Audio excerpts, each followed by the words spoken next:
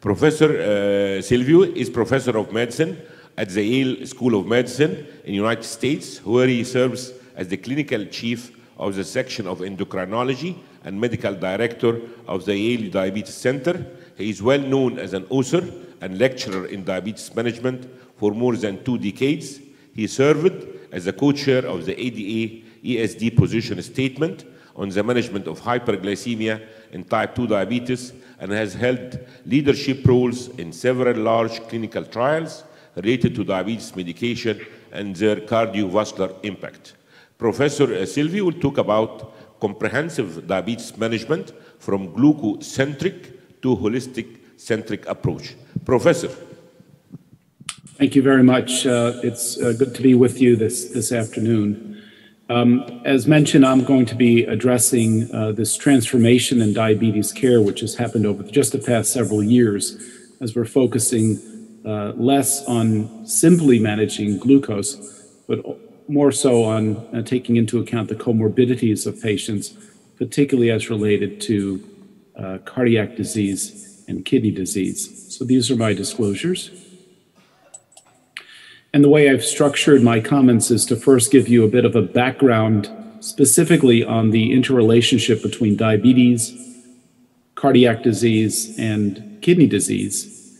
And then we'll look at the landscape of type 2 diabetes therapies and some earlier data regarding the lack of efficacy on cardiovascular outcomes. Then we'll look at cardiovascular outcomes from the SGLT2 inhibitors, the kidney outcomes from this newer drug class, and then we'll finish up with a discussion of the treatment guidelines. So first, a background. I think over the past decade or so, we've realized this interrelationship between metabolism, cardiovascular disease, and renal disease, particularly in patients with type 2 diabetes. For an example, individuals with type 2 diabetes are both at increased risk of developing heart failure as well as chronic kidney disease. And interestingly, the relationship to kidney disease is not just in albuminuria, but actually a reduction in GFR. In fact, CKD and heart failure tend to be the most common clinical manifestations of patients with type 2 diabetes. The first comorbidity is frequently one of these two conditions. In this multinational database that was published just a number of years ago, the incidence of heart failure or CKD as a combination included about 60% of patients as their first comorbidity detected in those with type 2 diabetes, outpacing the more common manifestations of cardiovascular pathology as we thought it in type 2 diabetes, namely peripheral arterial disease, myocardial infarction, and stroke.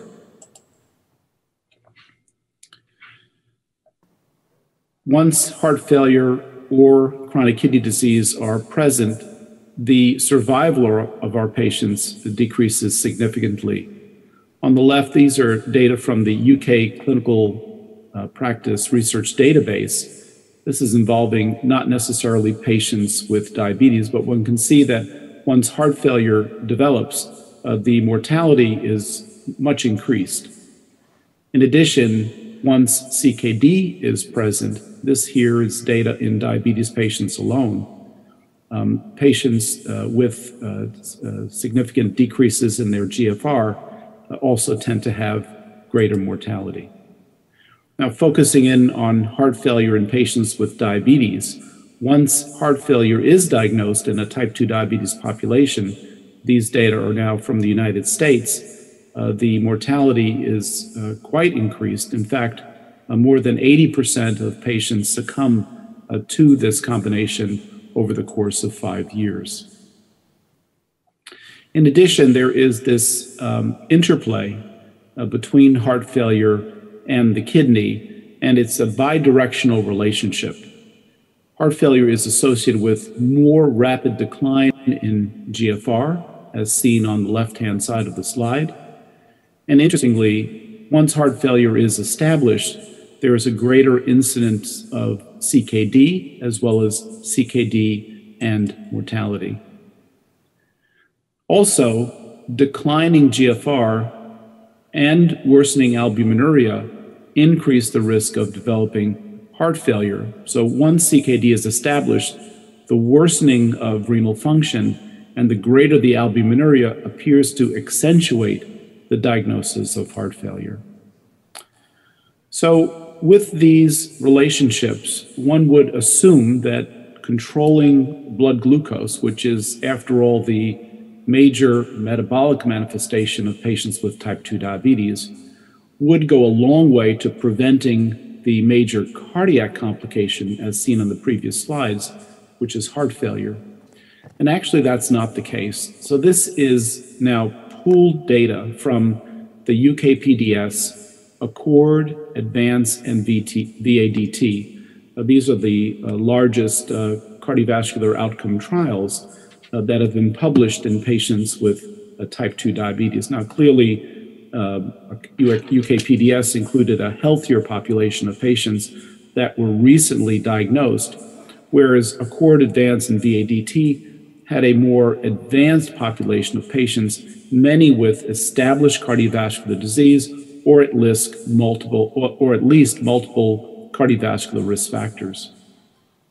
And what one can see on this slide, this is now looking at hospitalizations for heart failure, as well as fatal heart failure.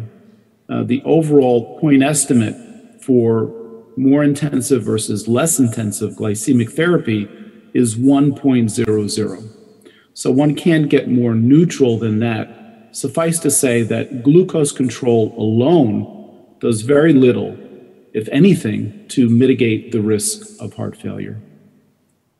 Now let's talk about the treatments of diabetes that have been developed over the past several decades.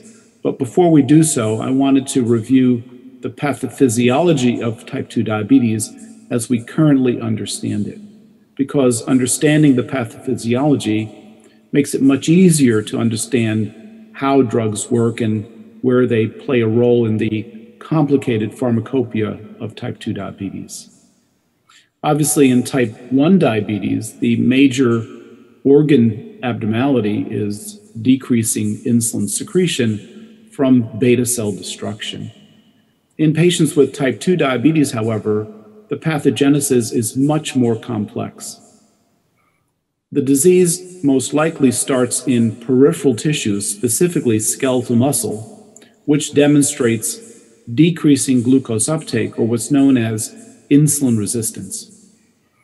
In most circumstances, the pancreas is able to surmount the resistance and produce extra insulin, so that patients have hyperinsulinemia but normal glucose tolerance.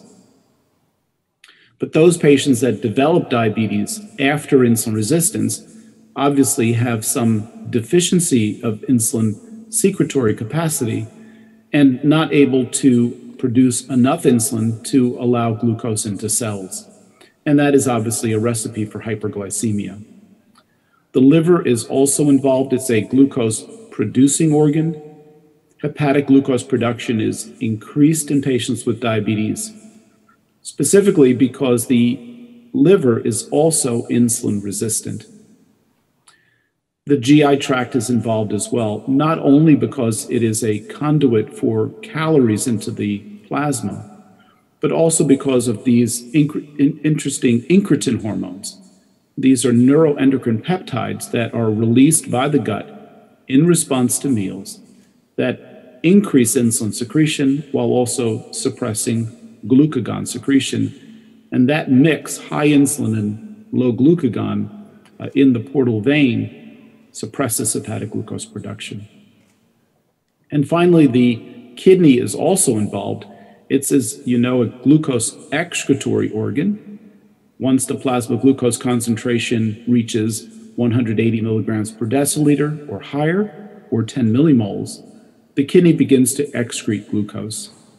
And that safety valve, if you will, is abnormal in patients with type 2 diabetes, in that the glucose threshold may be increased up to 230 to 240 milligrams per deciliter, or well above 13 or 14 millimoles. So the kidney is not excreting glucose normally in patients with type 2 diabetes, and that aggravates hyperglycemia. So I hope I've convinced you that there are multiple complex pathophysiological abnormalities in patients with type 2 diabetes. And this explains why there are so many individual drug categories that are used for this disease. Insulin and sulfonylureas address the insulin deficiency. TZDs and metformin address the insulin resistance, although in their respective organs. And the incretin enhancers, GLP-1 agonists and DPP-4 inhibitors, address the derangements in the incretin system. And finally, the drug that stands alone are the SGLT2 inhibitors, which are glucosurrogate agents. Now, here listed are the 7 major drug classes in widespread use throughout the world to address hyperglycemia in patients with type 2 diabetes. Each of these strategies has a certain hemoglobin A1C lowering potential, individual mechanisms of actions, as we've discussed, and importantly, both positives and negatives towards their use, side effects and added benefits, not just glucose lowering, but beyond glucose lowering. For instance, metformin, which is, at least in the United States, and I suspect in Egypt as well, the most popular glucose lowering medication that we use for type 2 diabetes. It is not associated with hypoglycemia. Older data suggested a decrease in cardiovascular events, but not with a very robust data set. Yet the drug has some GI toxicity, may increase the risk of lactic acidosis when used inappropriately in patients with advanced CKD, and the more recently recognized adverse effect of decreasing B12 levels. So each of these drug classes, including the SGLT2 inhibitors, have both positives and negatives, and the skilled clinician will need to weigh each of these to construct logical glucose regimens for individual patients. So prior to the availability of the more recent cardiovascular and renal outcome trials upon which we base our new guidelines, this was the old strategy developed in conjunction of the ADA and the EASD. This was our position statement that was developed in 2012 and revised in 2015 to include the SGLT2 inhibitors. So lifestyle change was considered the foundation therapy in patients with type 2 diabetes, followed quickly by metformin because of its low cost, its high efficacy, and its relatively understood adverse effect profile, and also the possibility of some weight loss and maybe a cardiovascular benefit. Beyond metformin, there was significant controversy as to the next best agent, and the committee felt that we needed to individualize our therapy based on certain patient characteristics, and these included the distance from the hemoglobin A1C target, in other words, how potent you needed that therapy to be, and also side effect profiles of these medications. For instance, the TZDs would not be used in patients with heart failure. These included the sulfonylureas, the TZDs, DPP-4s, SGLT2s, GLP-1s, and basal insulin. Importantly, this strategy, this paradigm of type 2 diabetes therapy was intimately linked to the hemoglobin A1C. In other words, if metformin was not able to achieve the hemoglobin A1C in an individual patient's, dual therapy would be considered. If that combination did not work in terms of A1C reductions, in other words, not at target, then triple therapy would be advised, and ultimately combination injectable therapy would be necessary in those patients who did not achieve adequate control with 3 individual drugs. Now let's get back to the SGLT2 inhibitors, because I wanted to focus on the cardiovascular as well as the renal benefits from this class of medications. As mentioned, the healthy nephron excretes glucose at a plasma concentration of glucose of 180 milligrams per deciliter, or 10 millimoles. In patients with type 2 diabetes, that threshold is increased up to 240 milligrams per deciliter. And importantly, when SGLT2 inhibition is used, when a SGLT2 blocker is prescribed, the glucose threshold is reduced to below 70 milligrams per deciliter. So even when patients are borderline hypoglycemic, there continues to be glucose excretion. This is now a cartoon to demonstrate exactly where the SGLT2 cotransporter works. It is in the proximal nephron. Glucose is filtered. The glucose concentration in the early glomerular filtrate mirrors precisely that in the plasma. Two transporters, sodium glucose cotransporter number 2 and number 1, are responsible for essentially 100% of the glucose reabsorption from this glomerular filtrate, mainly SGLT2, less so SGLT1. If SGLT2 is now blocked, then the glucose reabsorption is also inhibited and glucose is excreted to the tune of about 70 to 80 grams per day, or approximately 300 calorie loss per day. Now, prior to the CV outcome trials, the risk to benefit ratio of using these medications is seen on this slide. These drugs lowered hemoglobin A1C about 0.7 percentage points with low hypoglycemia, modest decreases in weight and blood pressure, and a few other benefits. But there were certain adverse effects. So genital mycotic infections were one of the more common side effects, particularly in women. Initially, the question of urinary tract infections was raised, but in larger clinical outcome trials, that appears to be not a specific adverse effect from this category. But patients would experience urinary frequency. There was a predisposition to dehydration, reversible decreases in GFR, and a few other risks as well, including this interesting adverse effect of euglycemic DKA, although that was mainly seen in patients with type 1 diabetes. So I must say that at this point, when the drugs were released in the 2013-2014 time period, they were considered reasonable glucose-lowering agents, but without any specific overwhelming benefit compared to other drugs that were used at this time. So they were prescribed for use after diet and exercise, specifically to improve glycemic control. We were supposed to begin with a low dose and increase it based on the hemoglobin A1C. Importantly, they were not indicated in type 1 diabetes or for weight loss or for blood pressure control, although those were some of the side benefits. They were contraindicated in pregnancy. There were no specific drug-drug interactions, so they could be used in combination with other glucose-lowering medications. And there were specific renal restrictions, mainly because the glucose filtration is reduced once the GFR is under 45.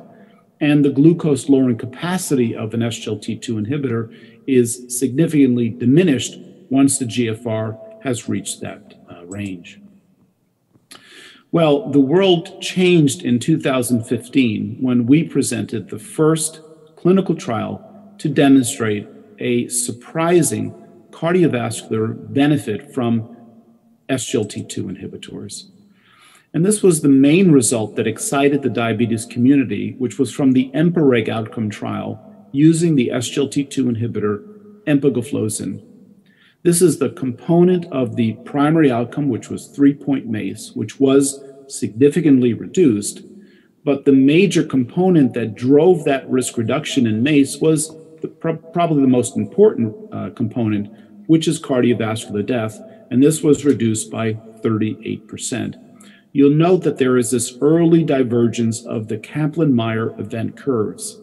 In atherosclerosis trials, these curves typically diverge at about 12 months. But we detected a significant difference in CV death in EMPA-REG outcome at about 2 to 3 months, suggesting that the drug's benefit was not being mediated through atherosclerosis or anti-atherosclerosis effect, but may be mediated through hemodynamics. This is now a meta-analysis pooling data from the 3 large initial CV outcome trials from SGLT2 inhibitor field. EMPA-REG outcome with empagliflozin, Canvas with canagliflozin, and Declare TIMI 58 with dapagliflozin. And one can see that the MACE effect on average was reduced by 14% across the trials, but mainly in those patients with established CVD. Those with MRF, which stands for multiple risk factors, the effect was neutral. In contrast, another important cardiovascular benefit of the SGLT2 inhibitors was a reduction in heart failure hospitalization. Here, the effect was similar whether patients had or did not have atherosclerotic cardiovascular disease. Moreover, patients with baseline heart failure or no baseline heart failure also had a similar benefit as regards to hospitalization for heart failure. So there appears to be this interesting dichotomy between these drugs' effects on reducing MACE, mainly in patients with established CVD, versus heart failure, which appears to be pervasive, whether there is the presence of CVD or even the presence of heart failure. In fact, across the trials, there are now 5 EMPA-REG Canvas Declare Credence, which was mainly a renal outcome trial, but did collect cardiovascular outcome data compulsively, and the most recent VERTIS-CV, which looked at the newer SGLT2 inhibitor known as erdagliflozin. In each of these, even though the effects on MACE were somewhat variable depending on the drug and depending to some degree on the patient population, the effect on heart failure hospitalization was exceedingly stable. In other words, from study to study, you saw about a 30 to 35% reduction in these hospitalizations. In fact, even VERTIS, which was considered a negative study because of the lack of effect on 3-point MACE, there was again a 30% risk reduction. So these data led the cardiovascular community to begin to compile specific heart failure trials using SGLT2 inhibitors. Importantly, these trials recruited not only patients with diabetes, but non-diabetic individuals. This is the first of these trials to report, known as DAPA-HF, which was a study using dapagliflozin, an SGLT2 inhibitor, in patients with heart failure and reduced ejection fraction. And one can see on the left side that the relative risk reduction for the primary outcome, which was worsening heart failure and cardiovascular mortality, was 26%. The most important observation after the primary outcome was the subgroup analysis. And you can see that the effect in those patients with or without diabetes was essentially identical. Therefore, this glucose-lowering medication was working not necessarily through its glucose-lowering effect, because most of the patients in DAPA-HF did not have diabetes. Just a couple of weeks ago, the empagliflozin HFrEF trial was announced. This is EMPEROR reduced, and interestingly, almost exactly the same reduction in their primary outcome, which was similar to that in DAPA-HF. And once again, you can see absolutely no heterogeneity between those patients with or without diabetes. 2 other heart failure trials are underway. These are both targeting patients with preserved ejection fraction, or HFpEF, DELIVER with dapagliflozin, and EMPEROR preserved with empagliflozin, with results expected in 2021. Let's move now to the renal outcomes. Again, the 5 major CV outcome and renal outcome trials from the SGLT2 inhibitor field. And one can see again that there is a very consistent effect on reducing the progression of chronic kidney disease, despite the fact that, as you recall, initially there was some concerns about a decline in GFR that occurred early on after exposure to an SGLT2 inhibitor, but that actually, paradoxically, appears to be almost a good thing. You'll see non-significance here with erdagliflozin in VERTIS-CV, hazard ratio 0.81, so a 19% lower risk, but not statistically significant, and a reanalysis that was just presented by the VERTIS-CV investigators when the outcome was changed to a more conventional one, including a reduction in GFR of 40% instead of 50%. This became significant, and the effects was in the 30% range, very similar to what we see with SGLT2 inhibitors. So I think most of us feel that the effect on heart failure as well as on the kidney may indeed be a class effect.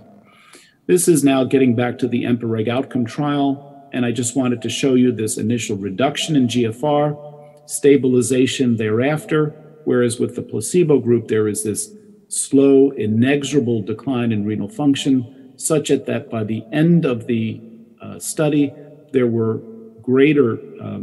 better GFR in the patients that were randomized to empagliflozin. So this initial offloading of the glomerulus may be an important feature, may protect the kidney from further damage, similar to what we've seen with the RAS inhibitors, such as ACE inhibitors and ARBs.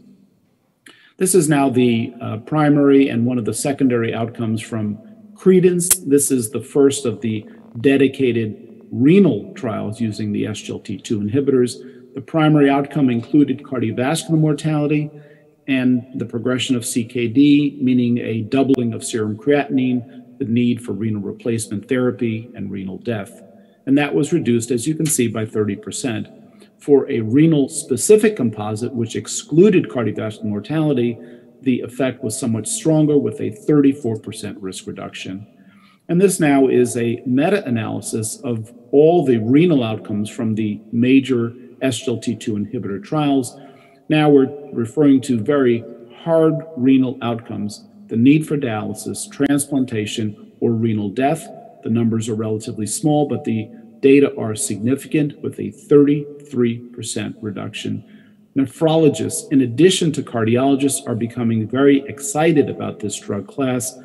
Nephrologists have not had anything new to prevent the progression of diabetic kidney disease since the RAS inhibitors, ACE inhibitors, and ARBs more than 20 years ago. This is now the first of the renal specific trials called DAPA-CKD, involving not only patients with diabetes, but non-diabetic patients with CKD. Primary outcome was a greater than 50% decline in GFR, end-stage kidney disease, renal or cardiovascular death reduced by 39%. And one can see that both Credence and DAPA-CKD are positive. EMPA-Kidney using empagliflozin is still pending. And just a reminder that even though many of these trials went down to 30 milliliters per minute of GFR or lower, many of the current labels in many countries prohibit the use of these drugs either below 60 or 45, but many of us in the field liberally prescribe these drugs down to 30. In fact, DAPA-CKD, the lower limit was 25. So we may be pushing the envelope here in terms of the limit for CKD.